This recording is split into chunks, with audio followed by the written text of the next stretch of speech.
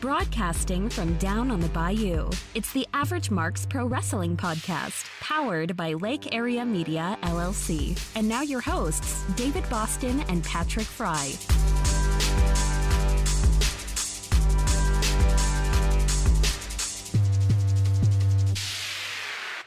And welcome to episode 107 of the AMP Wrestling Podcast. And Patrick, yesterday it almost came crashing down, bro. Why is that? Google almost took us off of everything. Well, we almost didn't have an email or a YouTube page. Well, that wouldn't be a good thing. No, apparently we're doing some nefarious stuff that they're not down with, because I got an email saying, hey, we're going to disable your account because essentially you're doing stuff against our guidelines. And they didn't specify what these things that we were doing that didn't meet their guidelines. Yeah, and I'm thinking it can't be because of the emails, because the only emails we get are from our affiliates saying, you're not selling a damn thing, Average Marks. Well, I don't know. It would be nice if they specified what we were doing wrong, and so that way we don't do it again. Yeah. Or maybe we will, just because, screw the rules. But yeah, exactly. I hope it's not the music. I don't know. I don't know what it could be. We're going to continue to do things the way we're doing it, because at the end of the day, we're still here. Yeah, and screw you, Google. There's other fish in the sea. We're on Twitch. We're on every podcast platform in the world. We can go get some emails somewhere else. We can go to Mixer if we want a second platform to put our video on. We don't need you. No, we don't, but it's still a nice platform to have, I guess you can say. But we certainly don't want to do anything to make them upset. Yeah.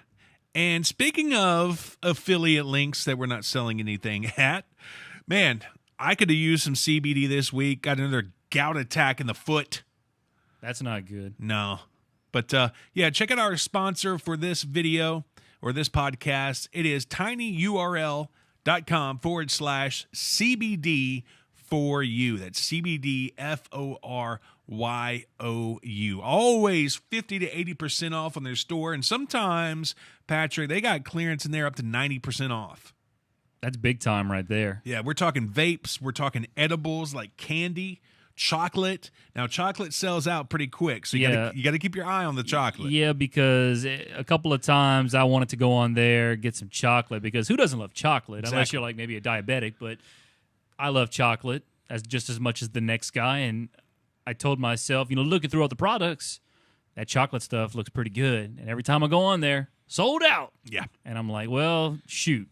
And I guess I just always catch it on a bad day where everyone buys out the chocolate. So, I guess I'm missing out on the chocolate CBD. But one of these days, I'll be in the right place at the right time, and we'll be able to get me some CBD chocolate. Right. They also have oil that you can put on your tongue to get the maximum absorption rate of the CBD. They also have the Delta 8 THC up there. Right now, it is totally legal, Patrick. Yeah. And I hear it gives you a little buzz. It gives you that's the fun stuff there, as I like to say. Yeah, I guess so. So check it out. It's our sponsor. And it's an affiliate link, so if you buy anything at the website, they're not going to add anything to your cart. It's still going to be 50 to 80% off, but they're just going to, for the traffic that we generate, which right now is zero, they're going to send... That's a little bit, hey. They're going to send your boys a commission. So check it out, tinyurl.com/CBD for you. That's CBDFORYOU. All right, on today's episode number 107 of the AMP Wrestling Podcast, still getting used to that there, for Thursday, July 29th, 2021, if I can pull it up here. We missed last week. You had some, I guess, a family commitment to make, so to speak. Well, I'll tell you what went down in our Cheap Heat section. Yeah, we're going to talk about that in Cheap Heat. That should be very entertaining coming up, folks. You don't want to miss that. So we missed last week, and over the last 2 weeks, the world of professional wrestling has just been on fire. So there's a lot to talk about. Or at least one promotion has. Yes. Well, we're going to talk about, obviously, CM Punk and Daniel Bryan reportedly have both signed with AEW. We're going to talk about that. Also, last night was Fight for the Fallen. We got a bit of a CM Punk tease, if you will, last night. Also, some great stuff happening last night. Look ahead to next week's AEW Homecoming show. They're going back to Daly's Place next week for the last time, hopefully in a while, because there are already rumors swirling in the world of professional wrestling that maybe with the rise in COVID cases Screw you, Delta strain. Yes, this Delta strain is obviously running rampant all over the country at this point, and cases are starting to rise again. It's the fourth wave, I believe, of COVID since this whole thing started a year and a half ago.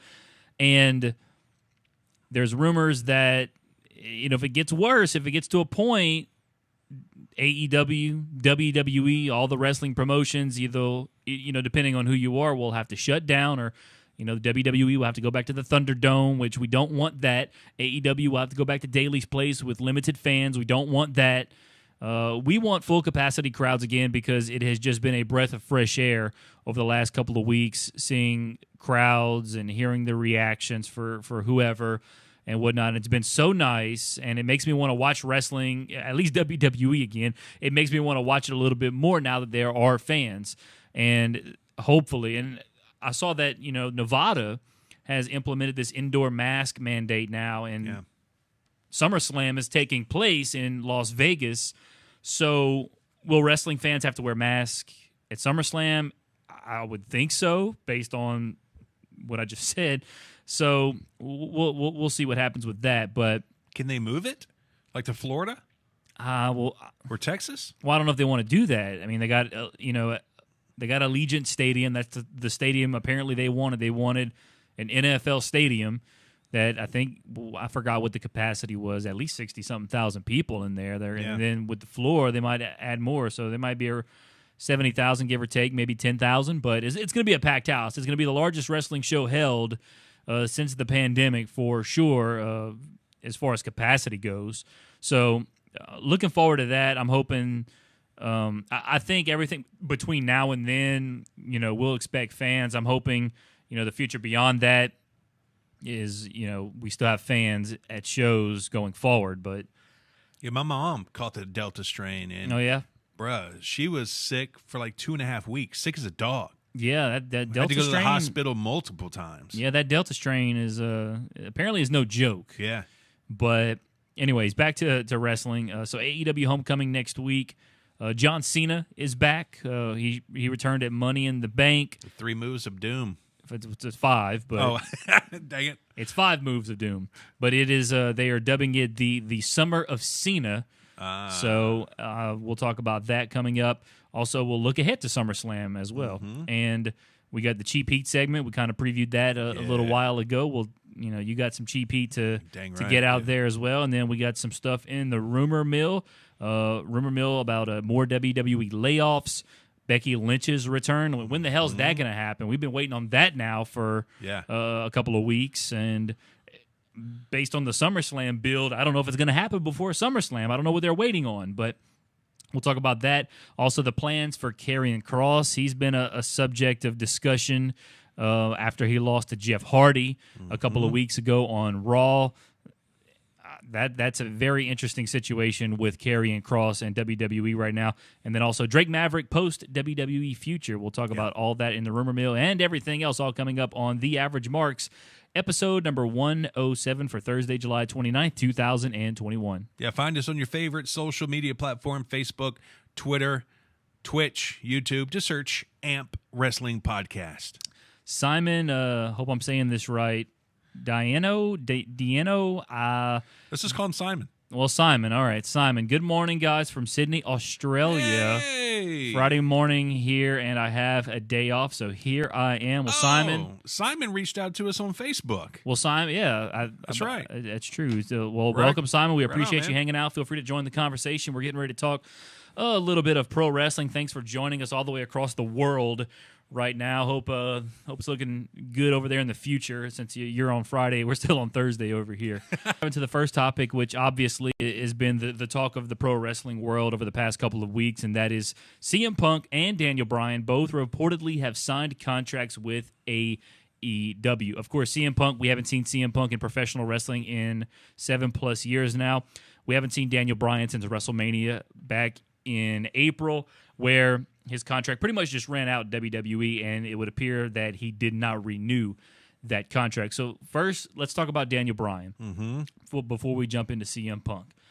Daniel Bryan, it was reported. Well, the first thing that came out, I guess I can go in chronological order here. The first thing that came out was that, or should we call him Bryan Danielson? I'll just say Bryan, because whether it's Daniel Bryan or Bryan Daniels, we'll call him Bryan. Bryan.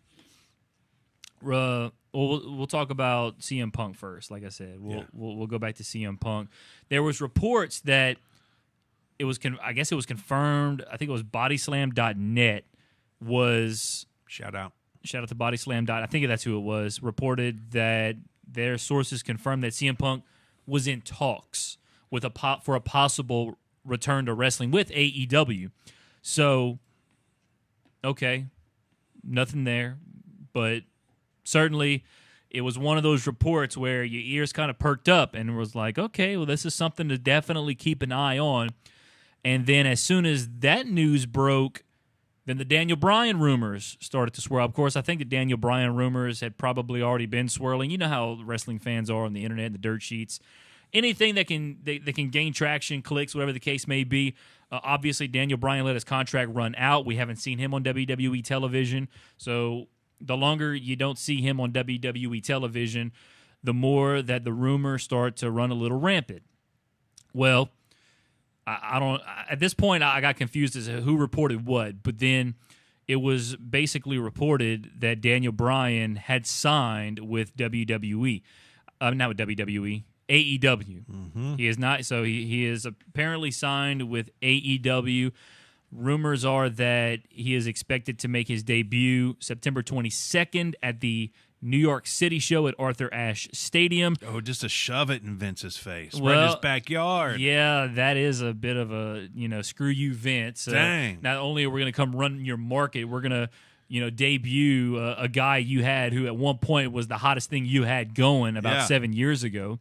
And he's here now. He's going to be with us now. And obviously, Daniel Bryan is a huge wrestling star. Do you think the yes chant is copyrighted by WWE? Can he not do the yes chant anymore? I would think the crowd's going to do it. Exactly. You can't do anything about the crowd doing it, whether or not. Because they trademarked the Wolfpack sign, didn't they? Yeah.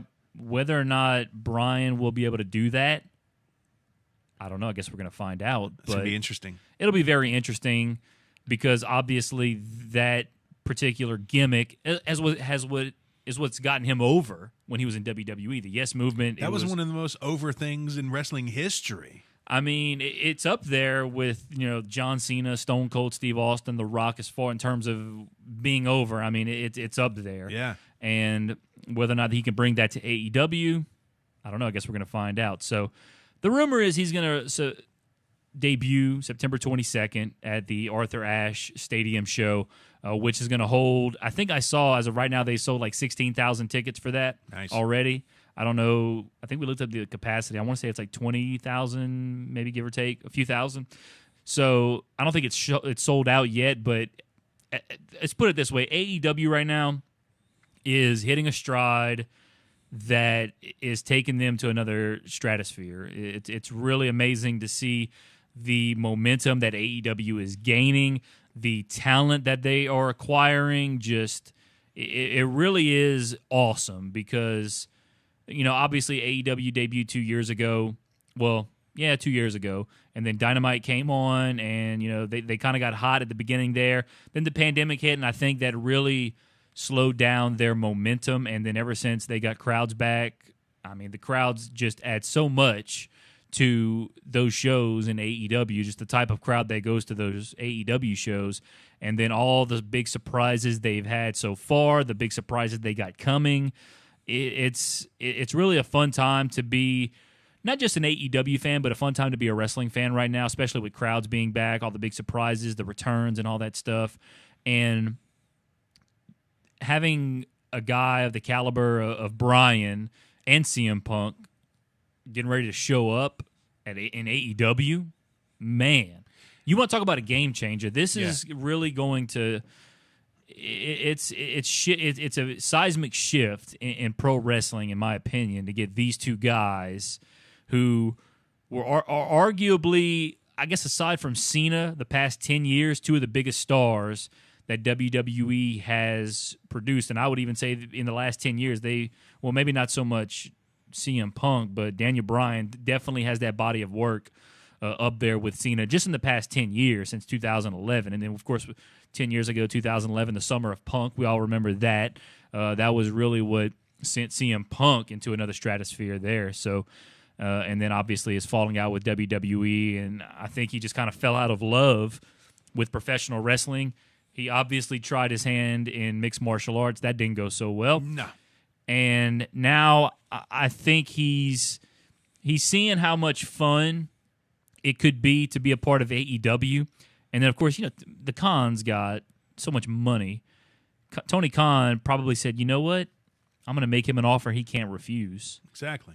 And that's probably what happened. Tony Khan said, hey, Phil, CM Punk, whatever you want to call him, I'm going to pay you X amount of dollars to do, and we're going to do this. You're going to be the hottest thing. You may not start off as the hottest thing, but you're going to be world champion.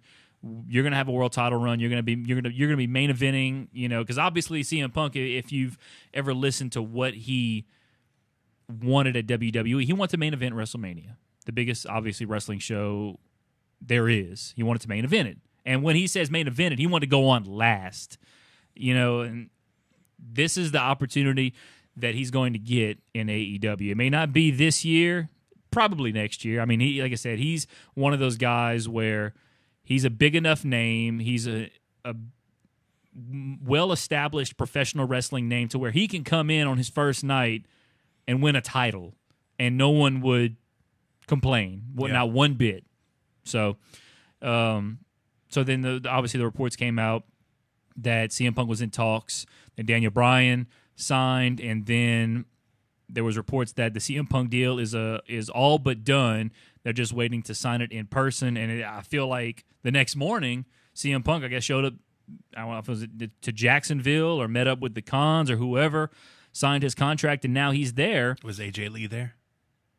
I don't know. I heard she was writing. That'd be such a nice. She was writing comic book stuff for comic books or something like that now. So I don't. It'd be a nice addition to the women's division. It would be. And obviously she's lovely to look at too. But, yeah. I mean, if they're only wrestling like once a month, you know what I mean? Like, bring her down too. Let her go. Maybe so, but I wouldn't rule that out now that especially if CM Punk goes over there and I think he's going to have a very successful career. I think they're going to book him well. They've been booking everybody for the most part pretty well in AEW, so I think it's going to be nothing but chaos and excitement, and when Punk and Bryan show, whenever that may be. Now, when are they going to show up? I've already mentioned that Daniel Bryan, I think the rumors are he's going to show up at the September 22nd show at Arthur Ashe Stadium.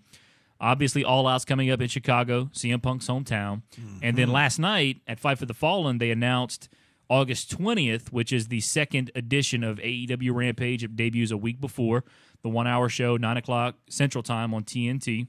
Oh, it's on TNT or I think it's on TNT. It's going to be moved to TBS maybe. I don't know. Mm-hmm. But either way, starting August 13th, just scroll the guide at 9 o'clock Central Time, and it's either going to be TNT or TBS. I think it's going to start off on TNT, though.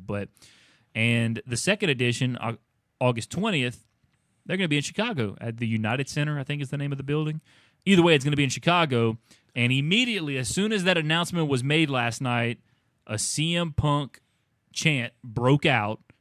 And I don't even know if a CM Punk chant has ever broken out on AEW television before until last night. So, obviously, you think Chicago, you think CM Punk. Right. And also, All Out's going to be in Chicago, and I believe the Dynamite and the Rampage before, which is, it's weird. It seems like it's going to be a weird schedule because August 20th is going to be Rampage in Chicago, and then the following week, I don't know where they're going to be, but then the week after that, I'm trying to think how's it going to go. Yeah, the week after that, I don't know where they're going to be, but then the week after that, they're going to be in Chicago for Dynamite, Rampage, and All Out. It's that first week, basically, it's September 1st, I think September 3rd, and then September 5th. Yeah, let's go to the most dangerous city in America and stay there all week. Well, it's going to be packed with hardcore wrestling fans. It's going to be awesome. They could probably run a bigger venue and still sell that son of a bitch out, but I expect CM Punk is going to show up at one of those Chicago shows. It may not be Rampage on the 20th. It may not be Dynamite on the 1st. It may not be Rampage on the September 3rd.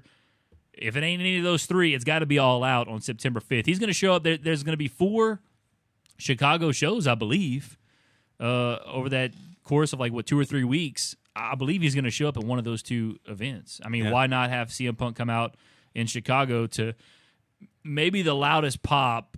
It could be the loudest pop in a very, very long time in professional wrestling. So, I'm looking forward to having both of them show up. I'm going to go crazy when they do. I might even go crazier if one of them comes out and maybe confronts Kenny Omega, the world champion, or whatever the case may be. Depending on how they book their debuts, could also depend on, because you could have the show open, not knowing what's going to happen first. CM Punk or Daniel Bryan's music hits, crowd's going to go absolutely apeshit. Well, they would have to use, maybe CM Punk can use the same music. Yeah. But Daniel Bryan would have to use different music, don't you think? Daniel Bryan would use different music. Maybe whatever he used on the indies before he got to WWE, he might use that whenever he was Bryan Danielson. Yeah. CM Punk's Cult of Personality, which I think is what he used on the indies, and he obviously got to use that in WWE, but WWE doesn't have the rights to that song anymore. Right. Living Colour, who performs the song, actually, somebody saw that they did follow AEW on Twitter, but then they unfollowed, or on Instagram maybe it was, and then they unfollowed them. So I don't know, maybe fans were catching on. They were they didn't think fans were going to catch on, but come on now, they're going to catch on to everything, just like they caught on when CM Punk followed AEW on Twitter, and I think he also followed Tony Khan, or he might have already followed Tony Khan on Twitter for all I know. But nonetheless, it's going to be an exciting time to be an AEW fan. A lot of things coming up. Talked a little bit about Fight for the Fallen last night. What a great show that was. Hey, before we move on from this, I got 2 things. Go ahead. Daniel went Hulk Hogan on Tony Khan's ass because not only is he getting comparable WWE pay, he's getting less dates. Yep. He can wrestle in Japan, and he gets to have the ultimate say in his character. Yeah, and if you want a guy the caliber of Daniel Bryan, sometimes you got to give up those things. And I'm not even upset about that because one, this roster at AEW is getting to the point where it's so full. Like obviously when AEW started, they were pulling anybody they can just for one-offs, just to get some, I don't even know the word, some substance, I guess, in their roster, fill out their roster. Now they almost have too many people than they know what to do with. Mm-hmm. And you're going to get two huge names, reportedly, with Punk and Bryan, just to add to guys you just already added, like Malachi Black, Andrade. Who else they just added recently? I mean, in the past handful Paul of White. months. Yeah, Paul White, even though he's not Mark wrestling. Henry. You got Mark Henry. Those are not wrestling guys. Right, but they're still on TV.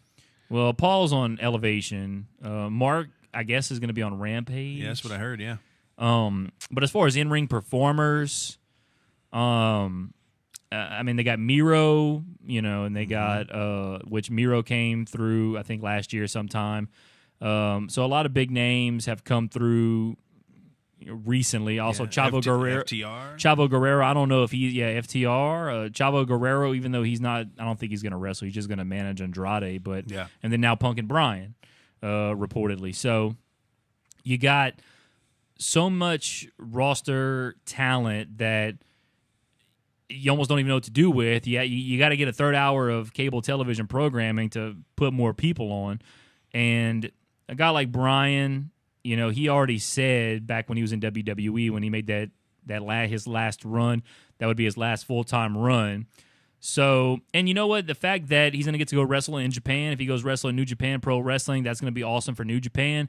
That's also I think, going to be awesome for the New Japan AEW relationship, which to me still seems like it's as strong as ever, because there were talks, obviously, of WWE and New Japan forming a relationship. That doesn't seem like that's going to be the case. So Daniel Bryan, or just Bryan Danielson, or whatever you want to call him, the American Dragon. Yeah, the fact that he wants to work less dates, it's fine. Because obviously those dates he's not working on AEW, he'll probably be in Japan. Yeah, working those dates. So, and my second point. Go ahead. Tony Khan better add Vince McMahon and the whole WWE front office to his Christmas card list, because without them mistreating performers or just straight cutting performers in their prime, AEW wouldn't be this exciting. You do have a point there. Although, and they better be those cards that play music, Tony. Spring out for the $5 cards. Yeah, WWE's mishandling of a lot of their wrestlers had, I'm trying to think of the term that they call it. One man's garbage is another man's treasure, yes. I guess is the term that is appropriate here. So they got to be sitting in an office building somewhere and going, damn, why can't we make a good decision over here in WWE? I don't know. It's amazing, and that all these guys are just flocking over to AEW, and AEW is the cool factor now. It's the cool thing to do. Fans are so hype about AEW. Fans are not really as hype about WWE. At least stale. It is a bit stale, and that's why we're going to talk about here coming up. John Cena's back. It's helping a little bit, I think. Not much. I mean, Cena can only do so much, but that's helping a little bit. But if you've made your 2 points, yes, one more though. Go ahead. Let me slip in. No, go ahead. A point 2B. Go ahead. We were talking about it in the studio the other day. You would think with a new show coming to cable TV, they would have to have some kind of draft, because obviously you want to split your talent up, because you're starting to get too top guy heavy.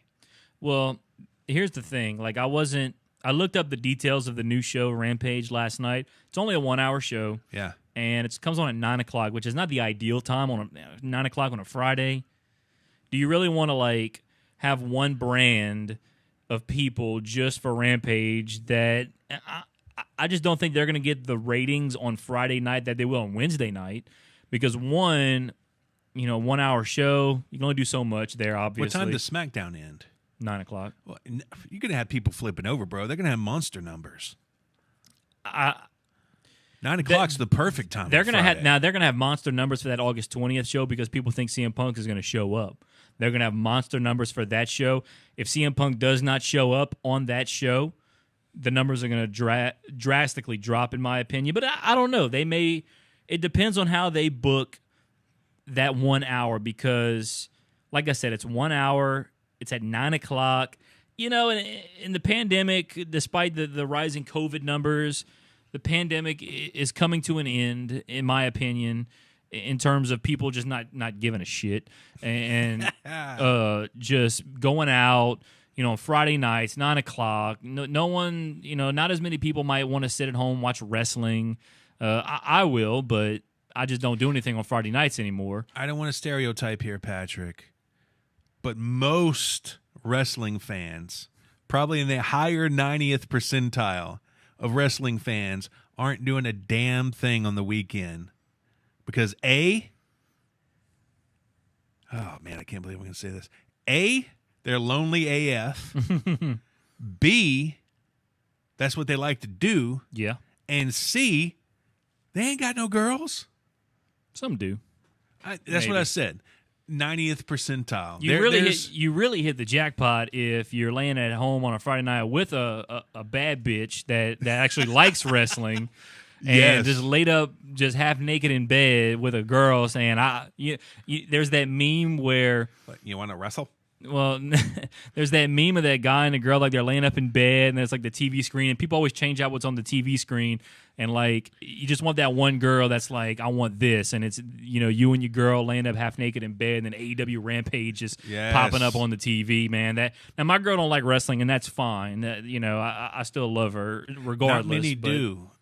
So there's that diamond in the rough. Well, I've met a number of girls that are big wrestling fans that are, you know, not ugly. So yeah, they're out there. You just gotta search a little harder for them. Hopefully, they didn't find dudes that don't like wrestling. Wouldn't that be a travesty? That would be, boy, an ass backwards relationship right there. So, but anyway, so. Like I said, you have any more points to make? No. Okay, I'm good. If you did, that's fine. We can move it right along. If you did, that was fine. But we're going to move on now to Fight for the Fallen, which happened last night. Another great night of AEW Dynamite. My goodness. Was it?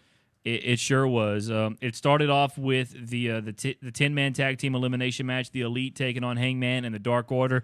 Hangman and Dark Order's entrance last night was amazing. Arguably one of the better entrances in the history of AEW. Mm-hmm. They played a little package about, you know, what's it like, what is a cowboy, this and that, and it was a really cool video package. And then like it went to the arena and like all the Dark Order was lined up and like the lights came on one by one and then Hangman's light comes on and the music hits and it was really cool. Really cool entrance. If you haven't seen it yet, go watch it. That match took place. If Hangman and the Dark Order wins, Hangman gets his world title shot, and the Dark Order gets tag team title shots against the Young Bucks. Well, it came down to Kenny and the Young Bucks, and then Hangman was left on his own. But I think Kenny ultimately got the win on Hangman after he hit the one-winged angel. Really fun match. I thought Hangman and Dark Order were going to go over here, but the Elite goes over. So I don't know what's going to happen now. Obviously, Hangman is the number one contender. Kenny pins him. How are they going to play this out? I don't know. I mean, I'm expecting Kenny versus Hangman for the AEW World Title at All Out, which I think could still be the case. But I'll be interested to see how they book it moving forward. Yeah, if they're not ready for Kenny to drop the belt yet, I think they should have waited on this because, God, Hangman is like, you look at him and you think, damn, that's the face of a company right there. Good-looking dude, great body, great wrestler. He's over with the fans. That's the guy you want to take the strap off of Kenny eventually. Yeah. Maybe they're thinking in their head, okay, we got Hangman, but we're about to get Daniel Bryan in here. So maybe we need to squash this for a little bit so that Daniel can get the belt. That is something I did think about, or even a Punk, but I would think right now, if I had my choice of having Bryan or Punk go for the world title first, I would do Bryan because Bryan Bryan's a little more fresh in the mind. He's more current, yeah. Yeah, he's a little more fresh in the minds of wrestling fans. Although I believe CM Punk, obviously, they've been chanting for him years after he was long gone in WWE. So CM Punk is still in the mind of wrestling fans. But you can have that Punk world title match or feud at any time, and it's going to hit. Same thing with Daniel Bryan, but I feel like Daniel Bryan is. Like, I don't know how to say this. I don't want to say he's closer to retiring than CM Punk is, but I feel like based on what we've heard, Daniel Bryan's wrestling schedule is going to be a little lighter than maybe CM Punk's, and CM Punk might have that same deal that Bryan got, but I really don't know. But you can have that CM Punk feud somewhere down the line, maybe next year, sometime in 2022, but. Certainly Daniel Bryan, I could see him being in a world title picture late this year, if not early next year. Yeah. So I don't know, but I still believe we're going to get Hangman and Kenny. I hope so. At All Out. I think that's going to be a really good match. The story tells itself right there. Obviously, they've had a lot of history together, not just in AEW, but before AEW. Yeah. Also, last night, the main event, man. Boy. Nick Gage and Chris Jericho. It's one of those things where it's going to be a hardcore type of match, and you always wonder, how far are these guys going to go? And in your mind, you're thinking, they'll probably do this, they'll probably do this. And every single time they have these kind of matches on AEW, they go much further than I expect them to. Mm-hmm. And I'm pleasantly surprised. Now, there were some parts I was like, oh, my God, I don't know if I can watch that. Like, one of the funniest parts of the match, and it wasn't even supposed to be funny, I don't know unless they did this purposely, but Nick Gage, obviously he has his pizza cutter, that's his thing, and he's grinding at the forehead of Chris Jericho, and it was one of those things I was like, oh my Lord, that doesn't look good. And as soon as he does that, they get ready to go to picture-in-picture, and the first commercial is a pizza commercial where they're using a pizza cutter in the commercial. And I was like, boy, and I didn't catch it at first because when picture-in-picture comes up, I kind of I go into Discord or Reddit, see what people are talking about. I like to go on there and see how people are reacting to certain things throughout the show and whatnot. Yeah. So I didn't even notice that at first, but people were talking about it on Twitter late last night and early this morning about how, as soon as that pizza cutter spot happens, they go to a commercial break, picture-in-picture. Here comes a Domino's commercial using a pizza cutter. So that was very ironic, but... Another moment, Jericho does the Hurricane Rana to Gage through some glass, and the glass kind of flies everywhere. Into the crowd. Yeah, and so some of the crowd and things of that nature. And they got, of course, Nick Gage brings out the light bulbs, and Jericho's bleeding everywhere. Grinding Gage is into bleeding. his forehead. Oh, dude, it was... Even Brinkman watched it a little bit after I did, and he was like, man, that was part of those matches I couldn't watch. Or it's hard to watch, at least. I was like, I know, man. They always go so much further than I expect them to, but hey, I'm not mad about it. They tore the house down. Yeah, kudos to TNT because I heard that Tony Khan went to TNT Brass and he explained how the match was going to be bloody and violent. And they got some big balls over there because they said, go ahead and do it. Yeah. They got the green light. Yeah, they sure did. It was... Man, every time they do a hardcore match, even when Thunder Rosa and Britt Baker had their hardcore match, it was a lights out match.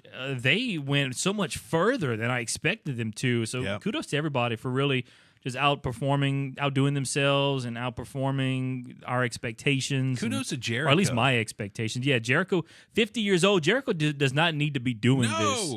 Now, someone brought up that this felt like a Chris Jericho farewell tour. These 5 labors of Jericho. And maybe MJF, when it's all, obviously Jericho's going to go through the 5 labors, and he's going to get the match with MJF at All Out, and MJF is going to come up with the stipulation, if you lose, you have to retire. I hope not. I hope not either, but, man, what a build. Yeah. If that is how it gets booked, what a build for that match. Now, of course, next week, MJF, after the match, Jericho did win last night. After the match, MJF, all right, cut the music, and and he also, and I did notice this right out the gate. He made reference to the CM Punk pipe bomb promo. Remember when he said, John Cena, while I hope you lay there as uncomfortable as you possibly can, I want you to listen to me. He pretty much said the exact same thing to Jericho last night. He said, Chris, while you're over there as uncomfortable or in much pain as I hope you can be or something like that, I want you to listen to me. He said that, and I immediately, because I've watched that CM Punk pipe bomb promo so many times over the years that, like, when he said that, I was like, oh, that I've heard that before. So... And of course, he said something about, I don't remember exactly how it went, but he said something about obviously your third labor. Unfortunately for you, I hold a grudge, and he played some old footage back from November of 2019 where Jericho and MJF were in the ring together doing a little promo, and Jericho said something about, yeah, while I was wrestling, what's the guy's name? Juventud Guerrera, while your parents were probably conceiving you or something like that, this and that. And he brought up Juventud Guerrero. So MJF said, well, guess what? For your third labor, you're going to, in a match where you have to win, the only way you can win or pass the labor or whatever is you have to do a move off the top rope and win. You're going to face Juventud Guerrera next week on AEW Dynamite. So... I like how they're bringing in these one-off guys like a Nick Gage and now a Juventud Guerrera. Yeah. So I'm very intrigued now to see what the fourth and fifth labor is going to be. Someone on Twitter, and it would be amazing if this happened. Someone said, at all costs, the fifth labor of Jericho has to be Kevin Owens. Obviously, with their history. It's not going to happen, no, but my God, can you imagine how amazing that would be if the fifth labor of Jericho was fucking Kevin Owens, especially after, like I said, their history, the Festival of Friendship and everything they did a couple of years ago in WWE. But Juventud Guerrera next week, it's going to set up a really, fun AEW homecoming next week. I'm trying to figure out what else happened last night it's noteworthy of talking about. Hiroshi Tanahashi apparently now is going to challenge Lance Archer, who defeated Hikuleo last night for the IWGP Heavyweight Championship. That match is actually going to take place at a New Japan show now. I saw they announced that earlier today on Twitter. So, unfortunately, as of right now, we're not going to get Hiroshi Tanahashi on AEW Dynamite. But later on in the show, Jon Moxley cut a promo about how Tanahashi's been ducking him, and now that he doesn't have the belt, he wants to come after the belt. So he basically called out Tanahashi. So maybe we get a Tanahashi-Moxley match somewhere down the line on AEW television, which would be amazing. Speaking of New Japan, who did Chris Jericho feud with in New Japan? He feuded with Omega. He feuded with Naito. I'm trying to remember who else he feuded with. Those are the two I remember the most, for sure. Well, that'd be great if one of the levels was Naito. That would be awesome. Since he brought back the Painmaker. That would be awesome. And maybe he did Okada, too, because obviously Okada's the Rainmaker. So Chris Jericho called himself the Painmaker. He might have feuded with Okada. I can't remember for sure. Okada came back as one of them. That would be awesome. Yes. But we're going to I'm still very curious to find out, because obviously the last two have been big surprises with Nick Gage and now Juventud Guerrera next week. Big surprises. So the fourth and fifth, and I love the continuity with the Juventud Guerrera thing. How Jericho just mentioned it, almost 2 years ago on a Dynamite. So they were probably like, "You're going to wrestle Juventud Guerrera next week," and it's really amazing. So, but yeah, other than that, nothing really crazy else that I can think of happened on Dynamite last night. That I can think about is worthy. I mean, we can sit here and talk all day about everything that happened, but we gotta certainly move on, and we'll talk about we obviously talk about the big things that happened throughout the show, and I think we've covered AEW Fight for the Fallen last night. Anything else you want to add to that?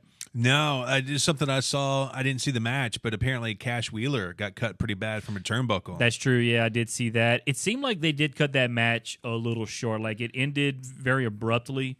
So hopefully Cash is okay. Yeah. There was a lot of doctors seeing about him. Had a big gash on his arm. I didn't see how it happened, but hopefully he's okay and we'll be good to go. Yeah, PW Insider called it a completely freak accident. So no word yet on if he's going to miss any time. Okay. But yeah, we look ahead now to next week, AEW Homecoming. Obviously, the big headline match next week, Cody Rhodes and Malachi Black. I'm a little dumbfounded, I guess is the word to use with this, that this is just happening on like a random Dynamite. I feel like this is just the beginning of something bigger with these two guys, maybe. Well, no, he's got to get done with Malachi Black so he can have a match with CM Punk and Daniel Bryan. Yeah, you're right. So I don't know. It to me, it's just so random because this is an all-out caliber type of match. Cody Rhodes and Malachi Black. I mean, let's be real here. This is... Well, I mean, the past 3 weeks have been pay-per-view, like quality stuff they're putting out. You're right, and I don't know. It just, to me, it feels like this is the first of maybe a couple of more. I don't know. I don't know if they're going to do a couple of more matches, but this, I feel like this is not going to be the last time Cody Rhodes and Malachi Black are going to wrestle in the near future. So I am looking forward. Obviously, there's going to be Malachi Black's in-ring debut in AEW, so really looking forward to that. I think they're going to put on one hell of a match. I think they need to go on last. Obviously, Jericho and Juventud Guerrera next week. Jericho must win with a move off the top rope. I don't know if that's going to come on last because obviously last night they were last, and at the end of the show, MJF made the announcement that next week you're going to fight Juventud Guerrera. So maybe next week it could be the last match, and then afterwards MJF's going to come out with his fourth labor of Jericho, and it could be another big surprise. Maybe a Tetsuya Naito, which would be out of this world. So we're going to see. Next week, Christian Cage versus The Blade, The Bunny versus Layla Hirsch. I like me some Layla Hirsch. Well, she's so short. She's almost like a midget. I guess legally, I don't know if, because I know like legally, like I guess if you're like below, like I don't know what it is, like it's a dwarf. You're considered a dwarf, and I know it sounds like a derogatory word, but I think that's the legal term for it. Let me. Boy, did they drop the ball on Allie though? I don't think they. She was so hot coming out of Impact. Let me see. So she's 4'11", Layla Hirsch, and let me see what. Oh, I thought she would be even shorter than that. Wow. Let me see. Legal dwarfism height is generally defined as an adult height of 4 feet 10 inches or less. Oh, so she is just over. So she's basically the shortest you can be without being a dwarf. Wow. So, but hey, did you see the stuff that you learn on an AMP Wrestling podcast? That's right. So, but hey, did you see the bikini pics of Layla Hirsch that came out a few weeks ago? No, I did not. She has a girlfriend, and I think that was her and her girlfriend. I think she rolls that way, which is fine. It's a little upsetting because that it's a loss for the guys, but it's. But well, man, I mean, there's still hope. I know plenty of girls that batted for the other team for years, but they're back. Well, she seemed to be pretty happy with. I'm assuming she took a picture on the beach with her girlfriend. She was in a bikini. Yeah. Her chest, the chest is very strong. She show any of the backside? I don't think so, no. But man, she definitely got a chest on her. I was like, I was. She makes up for it in other ways. Well, yeah, and I was already kind of when she first came out, I was like, oh man, she looks good. Like, you think they're real? That's a good question. I guess I'm about to get my girlfriend to look at them because she supposedly can tell if they're real or fake. So, well, I mean, she does have some thick thighs, so maybe she does have some thick breast. Yeah, and I mean, look, the way she's built, I mean, even at 4'11", man, like I said, it's a shame she likes girls, but like I said, that's fine. Don't like give I said, up just on a her, just a loss for the guys, just a loss for the guys. That's all. Just a temporary loss. It could be a permanent loss, but nonetheless, she's fighting Allie next week, so that should be a very interesting match. That's two big-breasted ladies going to be in that ring. What are they doing with Christian? Why bring him in if he's fighting the Blade? He's still technically undefeated in AEW, so I think they're going to let him beat up a lot of these mid-carders and wrestle these mid-carders and build him up, and I would not be shocked if he got a world title match before the end of the year because when he first got here, they kind of teased him and Omega a little bit. They had a little confrontation. So I think they teased that, but then they said, all right, we're going to build you up, and then we're going to put you in a world title picture. That's my guess. So I think he's going to have probably a a big singles match at All Out. He's going to win it. And then I think at Full Gear, which I'm assuming is what they're going to have in November, I think Christian could get a world title shot. I hope so. In November. So, but don't grind this old man down to the stone. You know what I mean? He looks great right now. Yeah, and you know what? I think he knows he can still go at a high level, which is why he came to AEW, and that's his catchphrase: outwork everyone. And so far, that's what he's done. Yeah, he's really been putting on tremendous shows in that ring again. Like, he hasn't lost a step. So kudos to Christian. I think he's going to continue to just get good wins, and hey, eventually have a world title shot. Yeah. All right. Let's move on now to Mr. John Cena, who came back at Money in the Bank. It was a bit of a surprise because most people thought he was going to come back on the July 16th SmackDown, but then they were thinking it was going to be the July 23rd SmackDown. And then after Roman Reigns defeated Edge, he showed up to the biggest pop in WWE in years, as far as I'm concerned. Crowd went nuts. He came out, confronted Roman Reigns. That was pretty much the end of that. Came out next Monday night, or the next night on Raw, and basically called Roman Reigns an asshole and said, "I'm coming for the Universal Championship," which would be his 17th, by the way. It would break Ric Flair's record, but I don't think that's going to happen, at least not yet. So they're building up the Cena Roman Reigns feud. I think it's helping, obviously, with the ratings a little bit. And I saw that Cena was booked to wrestle after SummerSlam, so I don't know if he's going to be sticking around after SummerSlam or what the deal is. I kind of hope he is, because obviously WWE is a little more interesting when he's around. Well, they got Cena working house shows. I saw a picture of him working with Roman Reigns at a house show. Yeah, he was working a house show, so I don't know. Is he going to be coming back for a little while?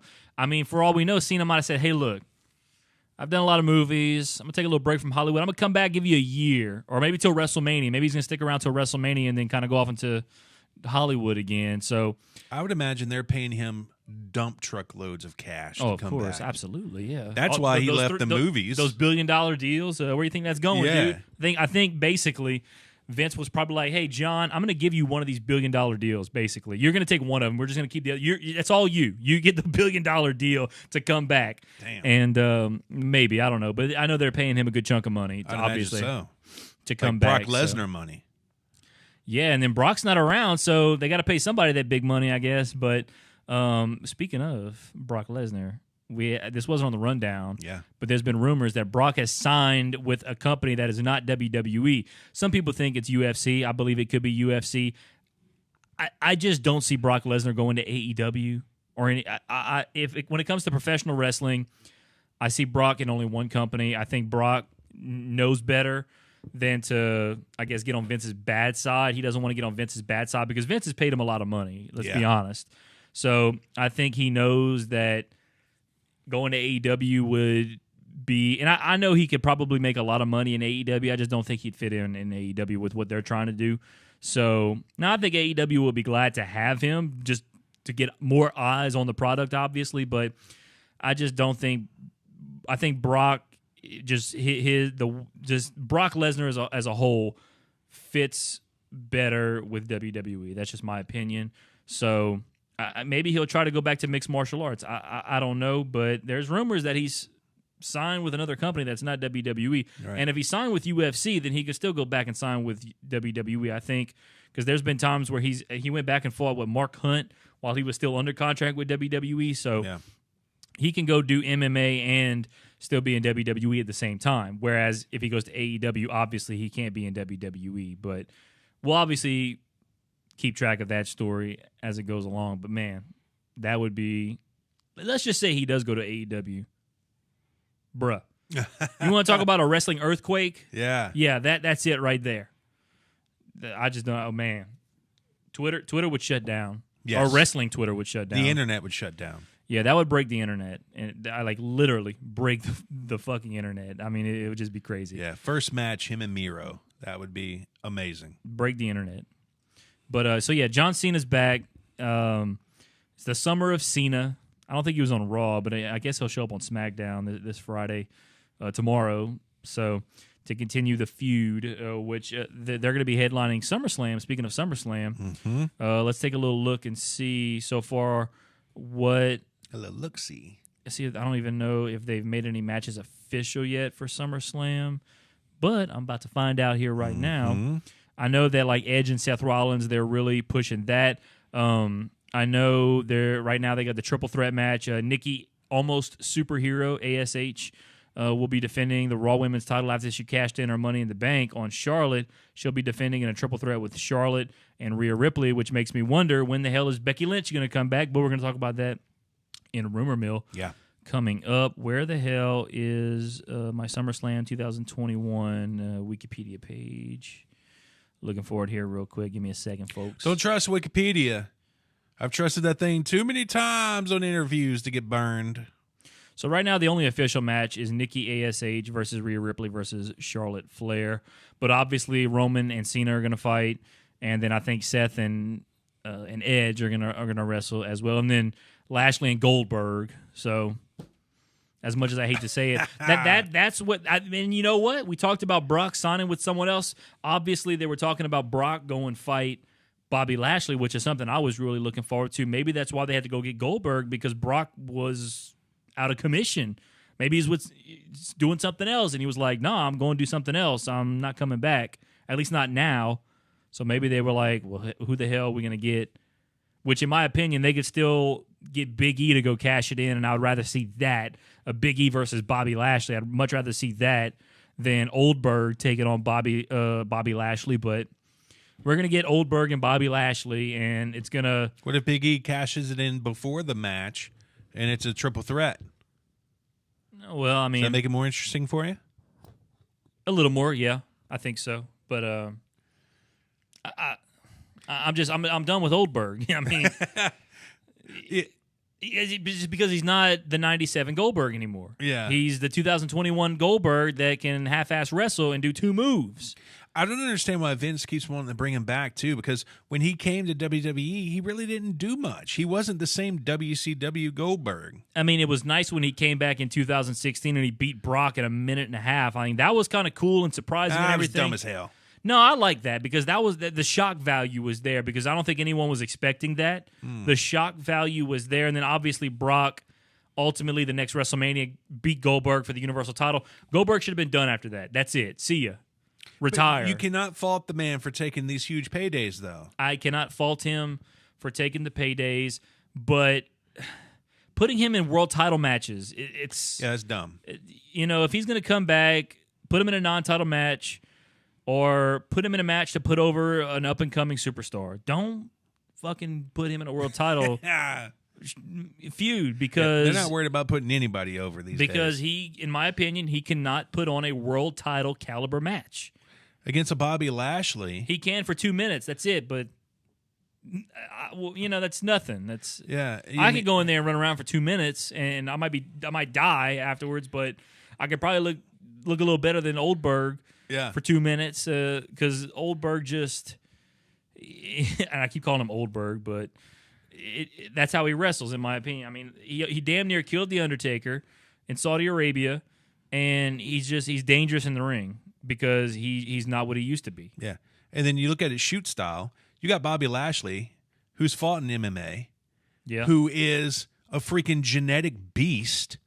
There's no way this old dude could even hang with him for 2 seconds in a shoot fight. Come on.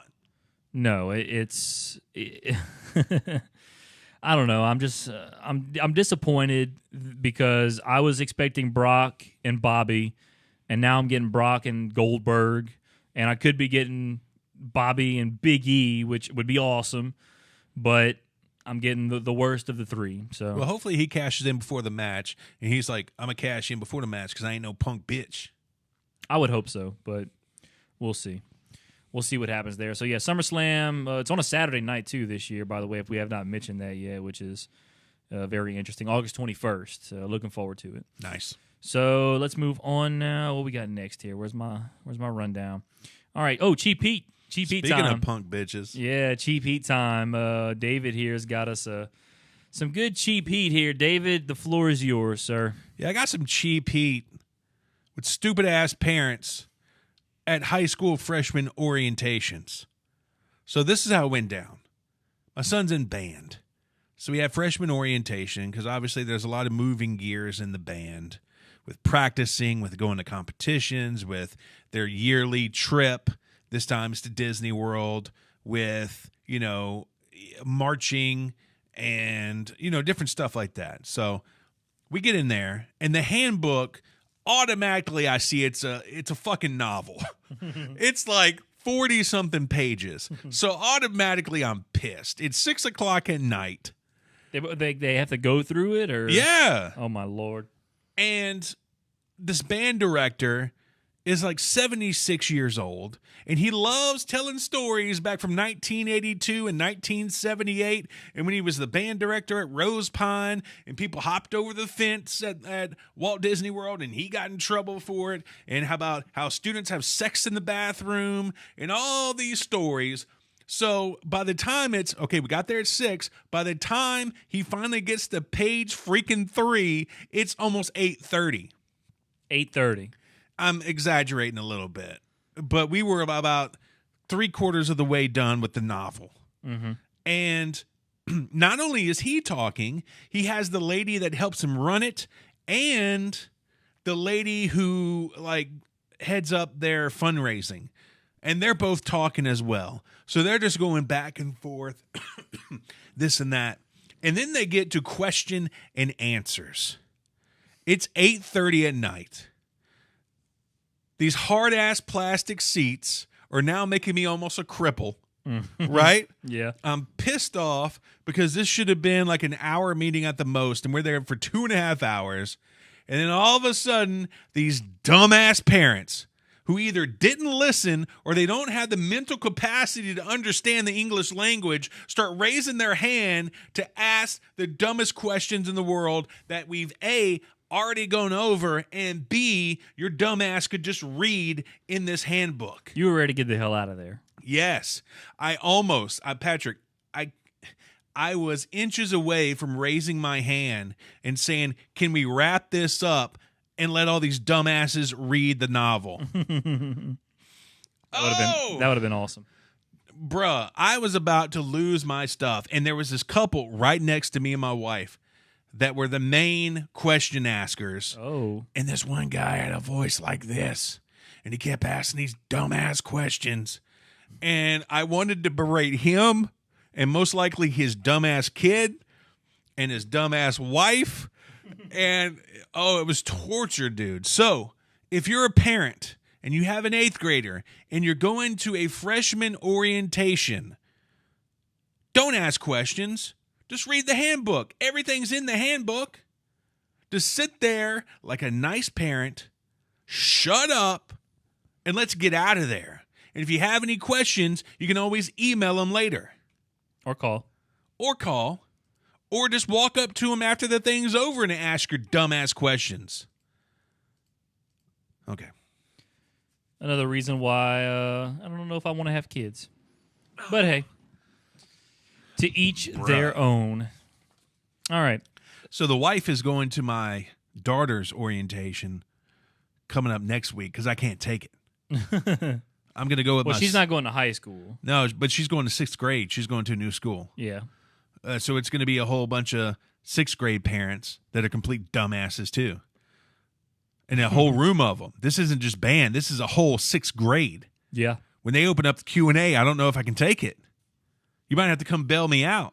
Uh-oh. Luckily for me, her orientation and my son's event are on the same night, where we got to go buy his band shoes and get the thing that holds up his music and all that good stuff. So I said, I'll go with the son and buy stuff. Yeah, go make those purchases. Yeah.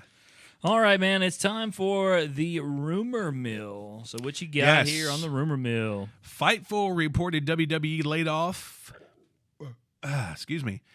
employees in departments like marketing and consumer products.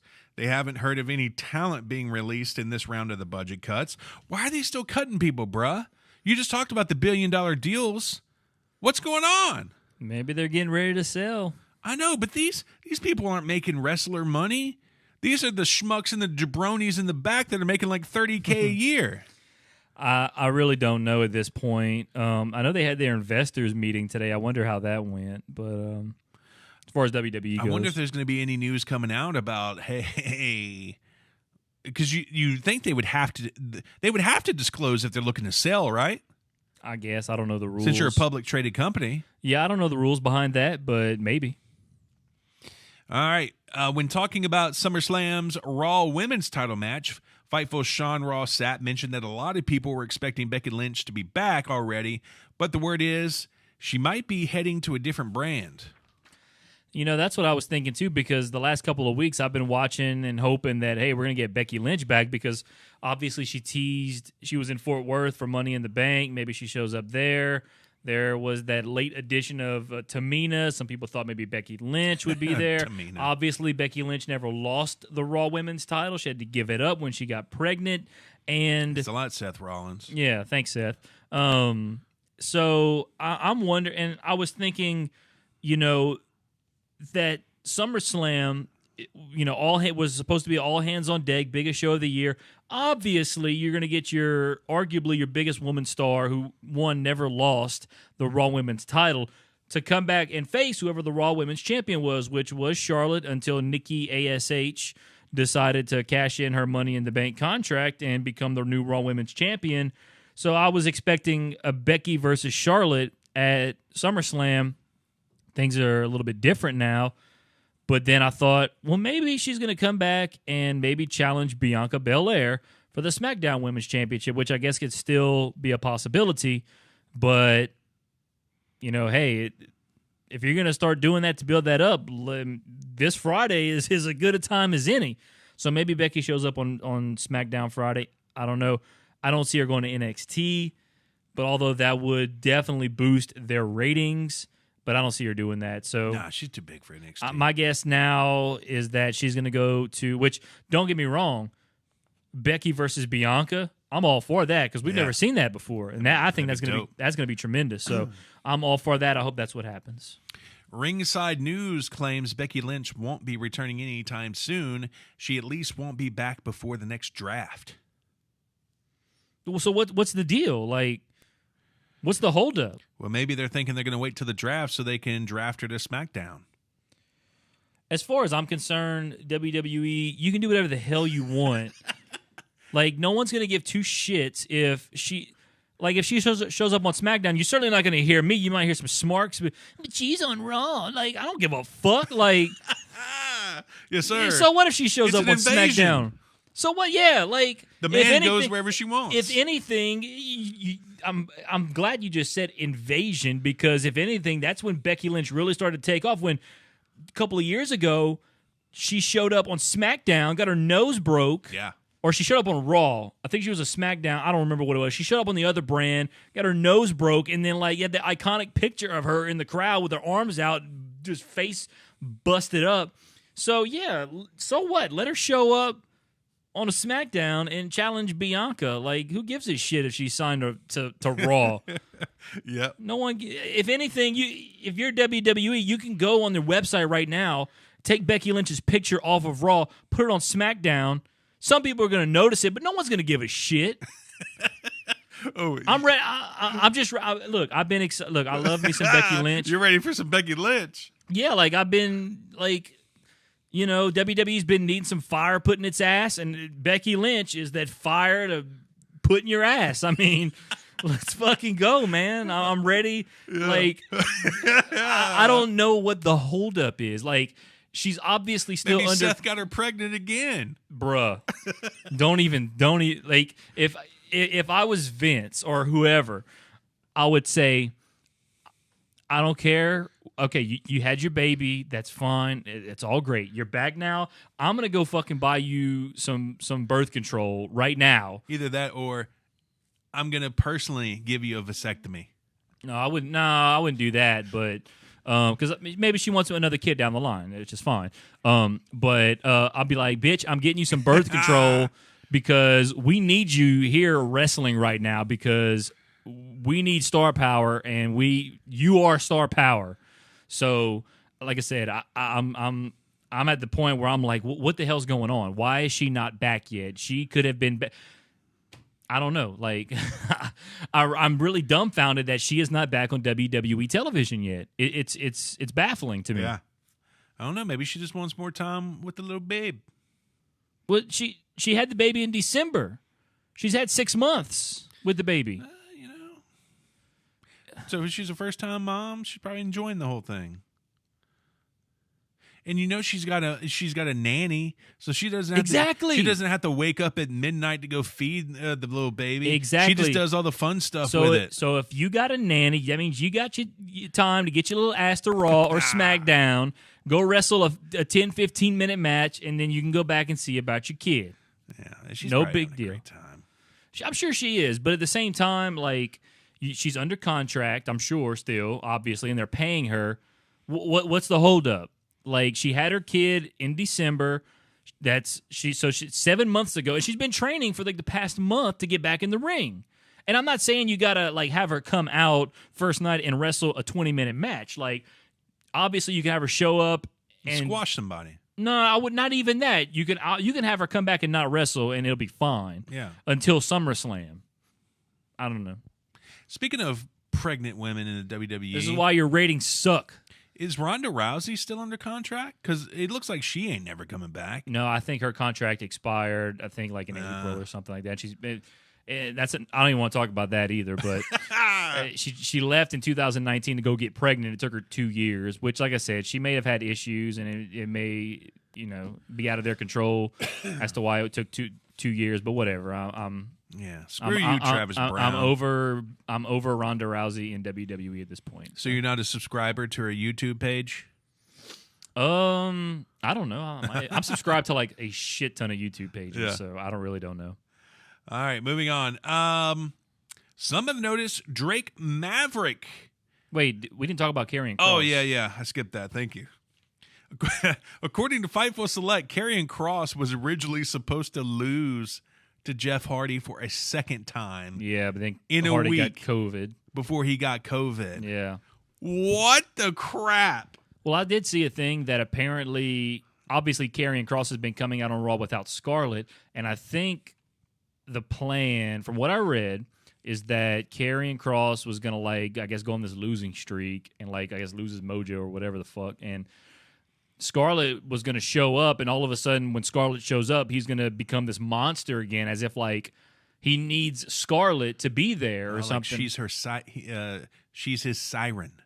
I guess something like that. I mean, hey, there's something about a bad bitch when she shows up. You ready to go now? You're son. like, I ain't losing this dude in front of her. I ain't losing in front of her. So I don't know. I don't understand I really don't understand unless they're trying to So why didn't he lose to somebody else then? Maybe because once again, this is why your ratings suck. But carry out the plan. Give him somebody else to lose to. Y'all, I don't know what y'all doing sometimes. Y'all. But I mean, it's a dumbass plan to begin with. He's so NXT dominant. Yes, and that's and then another he thing comes too. up and he can't beat Jeff Hardy. You got to be kidding me. And I mean, I understand Jeff Hardy's a legend and all, but Jesus, that's right. He's a legend. He's old. I wouldn't say. Well, I mean, he can still go, but he's not Oldberg. But I don't know. It's some of the things they do. I'm telling you, it just really it's this is why I watch AEW on Wednesday nights, because AEW is fun to watch. It's interesting, and it gets me excited. The shit WWE is doing these days, it's like, what the hell? I'm not. You're making me lose interest. I came back when they got the fans back, so I was like, all right, maybe it's like a fresh start. Everyone was there was rumors. Everyone was hyped up, excited. It's a new fresh start. And granted, they had a great Money in the Bank show. They had a great SmackDown back on the 16th, and they had a great Monday Night Raw. Would have been better if Becky Lynch had come back, but whatever. And all of a sudden now, you got Oldberg coming back to fight Bobby. You don't have Becky Lynch in the Raw Women's Championship, which she could still be in the SmackDown Women's Championship. You got your dominant NXT superstar, first of all, who has one of the best entrances with Scarlett in NXT in the entire company. You water him down on Raw.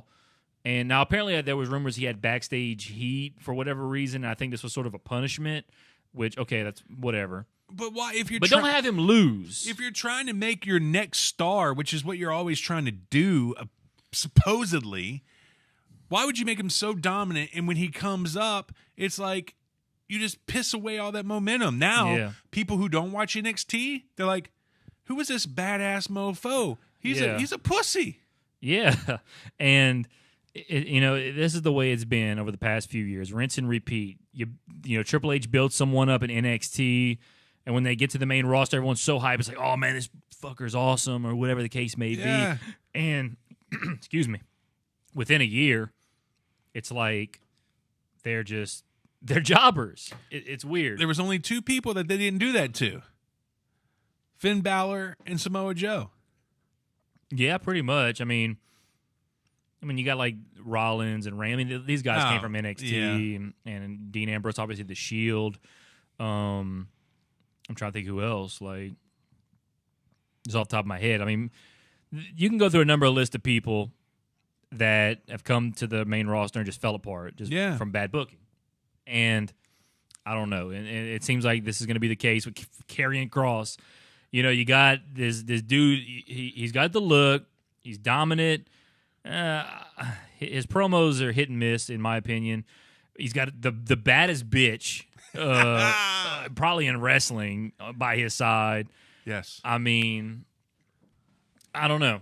I really don't know what they're trying to do with him, and I understand if they're trying to send him a message if he had some heat backstage or whatever, but I don't know. It's a lot of... Just punish him by not calling him up. Don't make him look like a joke. Or make him drop the title, I guess. I don't know. Drop the title to somebody worth a shit. I don't know.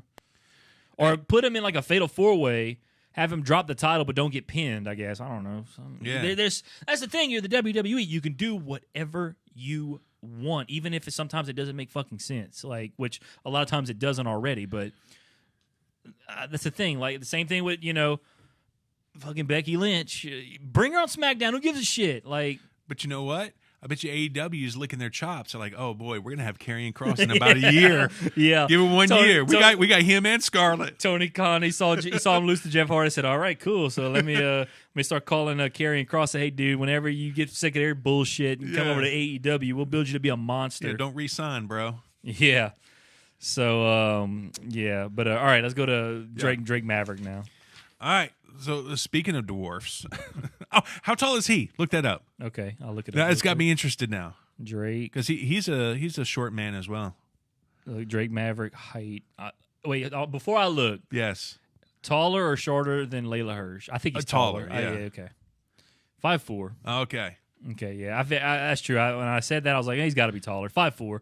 I'm taller than him. That's I'm quintessential short. girl height right there. 5'4". That's like perfect girl height. I wonder. Okay. Taller or shorter than his wife? You know who his wife is? Renee Michelle. You think his wife's taller than him or shorter? Oh, yeah. Taller. Okay, let me look for sure. Renee Michelle. Okay, that's not the Renee Michelle I was looking for. Was it a porn star? No, it was just some actress or something. Oh. Okay, Renee Michelle. What is her height?